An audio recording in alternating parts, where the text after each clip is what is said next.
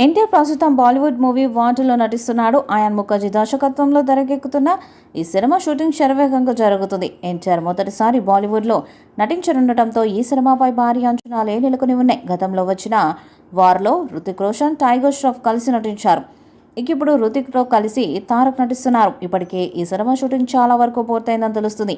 తాజాగా ఎన్టీఆర్ పుట్టినరోజు సందర్భంగా వర్చువల్ గ్లింప్స్ను విడుదల చేశారు. ఎన్టీఆర్ లుక్స్ అదిరిపోయాయి. ఈ action entertainer director Ayan Mukherjee దర్శకత్వాన్ని వహిస్తున్నారు. ఈ మూవీ అప్డేట్స్ కోసం తారక్ ఫ్యాన్స్ ఎప్పటి నుంచో ఎంతో ఆసక్తిగా ఎదురు చూస్తున్నారు. ఎట్టకేలకు ఈ మూవీ అప్డేట్ వచ్చేసింది.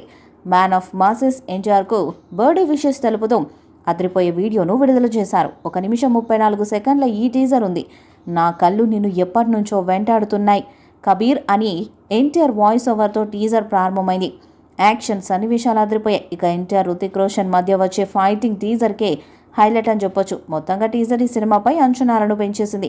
కియారా అద్వానీ కథానాయికగా నటిస్తున్న ఈ చిత్రాన్ని యష్ రాజ్ ఫిల్మ్స్ నిర్మిస్తుంది.